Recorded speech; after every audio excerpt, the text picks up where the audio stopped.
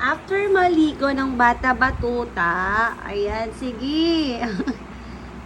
Katatapos lang magpunas at mag-blower. Ayan. Oh, punas-punas. Ayan ang bata batuta namin.